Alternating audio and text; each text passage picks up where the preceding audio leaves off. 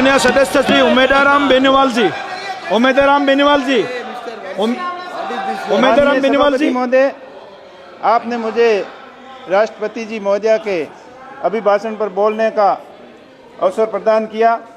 मैं आपका हृदय से आभार व्यक्त करता हूं। साथ ही हमारे नेता LOP राहुल जी का भी धन्यवाद देना चाहूँगा कि मुझे देश की जनता और थार की जनता से जुड़े महत्वपूर्ण मुद्दों पर अपना विषय रखने का आपने मौका दिया। राष्ट्रपति महोदया के अभिभाषण से सरकार की नीतियों, उपलब्धियों, योजनाओं का उल्लेख किया गया, जो लोकतंत्र की एक महत्वपूर्ण परंपरा है। लेकिन आवश्यक है कि हम इस अभिभाषण की गहराइयों से समीक्षा करें और देखें कि इसमें कितनी वास्तविकता है और कितना खोखलापन है। इस अभिभाषण के अंदर दलितों और महिलाओं की बात की गई, लेकिन आज देश के अंदर जिस प्रकार दलितों के ऊपर अत्याचार बढ़ रहे हैं वो वास्तव में चिंता का विषय है। हाल ही में मेरे संसदीय क्षेत्र के बालोतरा शहर के अंदर दिन दहाड़े एक दलित युवक विष्णाराम की हत्या दिन दहाड़े चाकुओं से गोद कर दी गई और 2 महीने बीतने के बाद भी नामजद अपराधी अभी पुलिस की गिरफ्त से बाहर है। ये बहुत ही बड़ी चिंता का विषय है।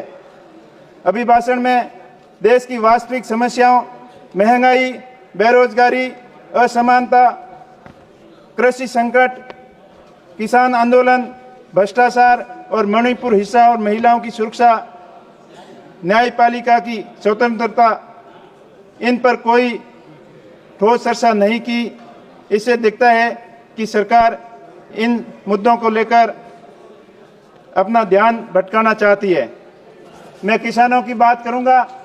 भारत एक कृषि प्रधान देश है और देश की 75% से ज़्यादा आबादी ग्रामीण क्षेत्रों के ऊपर, कृषि के ऊपर निर्भर है। हाल ही में देश के अन्नदाता की हालत बहुत खराब है। सत्ता पक्ष की ओर से बार बार किसानों की आय दुगनी करने के कई वादे किए गए और 2022 तक किसानों की आय दुगनी करने का वादा बार बार दोहराया गया, लेकिन 22 निकलने के बाद भी आज किसानों की आय दुगनी के बजाय किसानों की आय आधी रह गई है। किसान बहुत ही संकट में है। सिंचाई का पानी किसानों को समय पर नहीं मिलता, बिजली समय पर नहीं मिलती। माननीय प्रधानमंत्री जी ने वहाँ बाड़मेर के अंदर 2014, 2018, 19, 23 4 बार ये वादा करके आए थे कि मेरे किसान भाइयों और बहनों, गुजरात के कच्छ के अंदर आम और अंगूर हो सकते हैं, तो बाड़मेर के थार क्षेत्र के अंदर आम और अंगूर की खेती क्यों नहीं हो सकती? हो सकती थी, लेकिन आपकी नीति सही नहीं थी। आपने किसानों को सपना दिखाया कि माही बांध की कैपेसिटी बढ़ाकर आपके क्षेत्र के अंदर नहर लाएंगे, पीने के पानी की व्यवस्था पूरी करेंगे, लेकिन वो खाली सपने ही रह गए। आज भी किसान पानी के लिए परेशान है, बिजली के लिए परेशान है, पूरी संकट के अंदर है किसान। अब मैं बात करूं, राष्ट्रपति जी ने अभिभाषण में JJM के बारे में जिक्र किया, जल जीवन मिशन योजना के बारे में। जल जीवन मिशन योजना की स्थिति बहुत ही खराब है। सरकार के हजारों करोड़ रुपए खर्च होने के बावजूद भी धरातल के ऊपर उसका काम नहीं दिख रहा है। मेरे संसदीय क्षेत्र में सबसे निचले पायदान पर प्रोग्रेस है। कई जगह लाइनें डाल दी गई, लेकिन उसमें पानी का अता पता नहीं।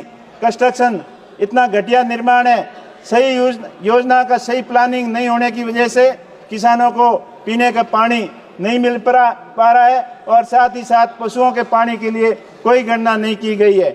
मान्यवर, यही हाल किसानों को बिजली का है। आज देश के 75 साल बाद में, आज़ादी के 75 साल बाद लाखों घर देश के अंदर आज भी अंधेरे के अंदर अपना जीवन यापन कर पा रहे हैं। मेरे संसदीय क्षेत्र में 70,000 से अधिक लोग आज भी अंधेरे के अंदर जी रहे हैं। मेरा सरकार से मांग है कि अंधेरे के अंदर जीवन यापन करने वाले लोगों को बिजली के कनेक्शन मुहैया करवाए और RDSS स्कीम के अंतर्गत बिजली तंत्र को मजबूत किया जाए, ताकि आने वाले समय में बिजली संकट से मुक्ति मिल सके। साथ ही साथ मेरे क्षेत्र की कुछ महत्वपूर्ण परियोजना के बारे में मैं बताना चाहूँगा कि रेलवे नेटवर्क के बारे में राष्ट्रपति जी के अभिभाषण में विस्तार से चर्चा की गई, लेकिन हमारे क्षेत्र के अंदर रेलवे नेटवर्क का बहुत ही कम विस्तार हुआ है। लंबे समय से मांग थी कि जैसलमेर, बाड़मेर, भाबर रेलवे परियोजना को लागू करना, और उसकी कई बार मांग होने के बाद सर्वे भी हुए, लेकिन उसको दुर्भाग्य की बात है कि अनार्थिक बताकर उसको रोक दिया गया। तो मेरा सरकार के माध्यम से मांग है कि इस महत्वपूर्ण परियोजना के बारे में विचार किया जाए, और साथ ही साथ बाकासर के अंदर ड्राई पोर्ट बनाकर राजस्थान के अंदर जो इंपोर्ट एक्सपोर्ट को बढ़ावा देने के अंदर सहायता दी जाए। इसी के साथ साथ क्षेत्र के कई महत्वपूर्ण मुद्दे हैं, उसके बारे में मैं आपका 1 मिनट के अंदर आपको ध्यान आकर्षित कराना चाहूंगा कि उड़ान योजना के अंतर्गत बाड़मेर के हवाई अड्डे को जोड़ा गया, लेकिन कई साल बीतने के बाद भी अभी वहां पर धरातल पे कोई काम नहीं हुआ। साथ ही साथ वहां प्रधानमंत्री आवास की स्थिति बहुत ही खराब है, दयनीय है, और इतनी राशि कम होने के बाद कोई किसान छात्र योग्य अपने आवास का निर्माण नहीं करा पा रहा है। तो मेरा आपके माध्यम से मांग है कि प्रधानमंत्री आवास की में कम से कम अब 5 लाख रुपए किस्त की जाए, और साथ ही साथ सांसद निधि को भी बढ़ाया जाए, जो माननीय सदस्य श्री हेमांग उसको बढ़ाकर 50 करोड़ किया जाए। आपने मुझे बोलने का मौका दिया, आपका बहुत बहुत आभार, धन्यवाद।